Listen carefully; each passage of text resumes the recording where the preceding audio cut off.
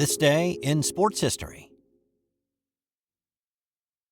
This episode is brought to you by the Sterling Soap Company. Sterling Soap is 100% natural, and with a variety of bath soaps, shave soaps, beard balm, lotions, cologne, and many more personal care products in a large variety of scents, you're sure to find something that's perfect for you or that special someone in your life. Check them out at sterlingsoap.com. It's June 10th, and on this day in 1950, Ben Hogan hit the most famous one-iron shot in golf history. Now, there have been a few of these over the years, and I'm actually going to talk about another lesser-known one-iron shot in a few days from Ben's buddy Byron Nelson, but this is the one that people talk about, have seen the photograph of. It was the final round of the U.S. Open being played that year at Merion Golf Club in Pennsylvania, and there is so much about this one moment in time that is so amazing when you really think about it. But before we dig down into some of the specifics, if you are a golfer of any ability or a golf fan who just likes to watch occasionally on television, then you have undoubtedly seen the photo of Hogan's one-iron shot, photographed by Life magazine's Hy Peskin. I've got a copy of it hanging in my house, but it hangs in most golf clubhouses, sports bars, really any place that has a hint of a golf theme, well, that picture's going to be there. So, what did Peskin capture in that famous frame? And as a quick side note, Peskin said he followed Hogan around the entire day, and this was the only photo that he took that day. Now, first off, Hogan was in position to win the tournament, but after missing a short par putt on 15 and then bogeying the par 3 17th, he was back in a tie for the lead. He came to the long 458-yard closing hole at Merion, needing a par to get into a playoff. Second, this is his 36th hole of the day. At this point, the final rounds of the U.S. Open were played on Saturday and required a grueling 36-hole test. Now, if you remember back on the February 2nd edition of This Dish, you will remember Hogan's car crash with a bus that he and his wife Valerie were in on February 2nd, 1949. And that wreck nearly killed him. And in fact, if he did not lunge to his right to protect his wife Valerie from the impact, he would have certainly died. Well, this U.S. Open was his first tournament since that near-fatal accident 15 months earlier. He had trouble walking, was in near constant pain, and his playing partner that day, Kerry Middlecoff, helped him by marking his ball on the green because he struggled to bend down to do it himself. And yet, here he was, not only in contention, but at the top of the leaderboard. Next, he's hitting a one-iron. It's not an easy club to hit. Hogan's one-iron was only lofted 17 degrees, and for the average human being, even the above-average golfer, hitting a one-iron with any sort of precision requires tons of practice. And even then, well, it can be a crapshoot. Lee Trevino once joked that the safest place on the golf course during a lightning storm is in the middle of the fairway with a one-iron in your hand because, well, even God can't hit a one-iron. Now, in Peskin's photograph, Hogan's ball has been struck and can be seen on its low trajectory heading for the green. Hogan is balanced in his follow-through, watching the ball in flight. The fairway is bordered by thousands of fans wondering where that ball is going to land. A few moments later, Hogan's ball landed safely on the green 40 feet from the cup. He two-putted for par to join the 18-hole playoff with Lloyd Mangrum and George Fazio that would be played the following day. Hogan beat both by 4 shots to win the 1950 U.S. Open. It was a story so miraculous that it was turned into a movie called Follow the Sun, starring Glenn Ford and Ann Baxter, that would debut the following year.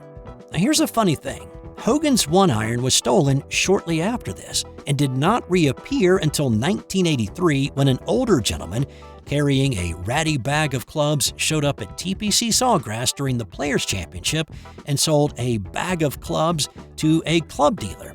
There were 9 irons in that bag. A one-iron with a telltale mark of a precise ball striker was in that bag.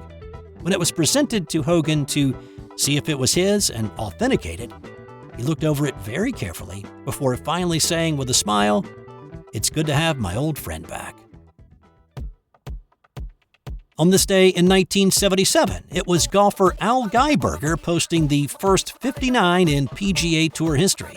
This was the second round of the Danny Thomas Memphis Classic, and this was not some short par 70 golf course. This was a 7,200-yard par 72. Geiberger made 11 birdies, an eagle, and no bogeys. He did have a bit of a knee knocker to secure the record round on his 18th hole, though. Standing over his 10-foot putt for 59, he said to himself, "Whatever you do, don't leave it short. You may never get this chance again." He did not leave it short. He rolled it in for the first ever sub-60 round on the PGA Tour, and interestingly enough, the ball he was playing with that day was a Hogan branded ball, and like Hogan's one iron, also went missing. It was on display at the World Golf Hall of Fame along with his scorecard from that day when it went missing. So did Geiberger win the tournament? He did, but it was close. He did not break 70 either Saturday or Sunday, losing his 6-shot advantage he built up on Friday to Gary Player. But after rolling in a 30-foot birdie putt on the 14th on Sunday, he regained the lead and won the tournament. Geiberger's record 59 was broken back in 2016 when Jim Furyk shot a 58 at the Travelers. On this day in 1944, Joe Nuxhall made his major league debut with the Cincinnati Reds. He came on in relief in a game the Reds were losing 13-0. He pitched 2/3 of an inning and became the youngest player in Major League Baseball history at 15 years, 10 months, 11 days. He gave up 5 walks, a couple of hits, and 5 runs in his debut. He spent the rest of the year in the minor leagues and would not make a return to the majors for another 8 years. Nuxhall's debut came during World War II, when there was a player shortage, and if you remember back on the February 18th edition of This Dish, I talked about when he signed with the Reds. Well, Cincy scouts initially liked Joe's dad and tried to sign him. But work and family took priority, so instead, they signed young Joe. On this day in 1981, Tony Gwynn was drafted by 2 different teams in 2 different leagues in 2 different sports on the same day. First, the San Diego Padres selected Gwynn in the 7th round of the Major League Baseball draft. Later, the San Diego Clippers selected Gwynn in the 10th round of the NBA draft. Gwynn obviously chose to play baseball, but he could have played in the NBA with the numbers he sported at San Diego State. In fact, he was recruited by the Aztecs to play basketball originally, and then joined the baseball team once he got to campus. Gwynn's name is still etched in the record books for the most assists in a game, in a season, and a career at San Diego State. For Tony, playing baseball was the practical choice. He didn't see himself playing more than a year or 2 in the NBA. Of course, his baseball career spanned 20 years, collecting 3,141 hits along the way, good for 21st on the all-time list. Sadly, Gwynn passed away in 2014 at the age of 54.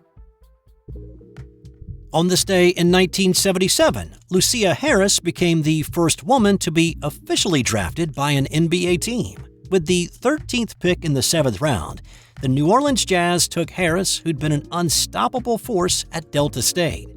Harris led Delta State to 3 consecutive AIAW national titles, including the win in '77 over LSU. She was a 3-time All-American, and her final 2 years in college, she averaged more than 30 a game. She was a key member of the first women's Olympic team in 1976 that won the silver medal in Montreal. So a bit of a footnote here, Harris was actually the 2nd woman ever drafted by the NBA. In 1969, the Warriors selected Denise Long in the 13th round, but her selection was voided by the commissioner. Harris never reported to the Jazz, but she did sign with the Houston Angels of the WBL and played through the short run of that league. And time now for today's That's Got Nothing to Do with Sports fun fact. 2 years before the start of World War II and 4 years before the U.S. entered the war, China engaged in warfare against Japan's encroaching imperialism. After World War II began, China joined Allied forces and continued their fight with the Japanese. More than 14 million Chinese soldiers and civilians were killed during World War II. While the war ended when the U.S. and Japan signed a peace treaty, China and Japan have still never officially signed a peace treaty to mark the end of their wartime conflict.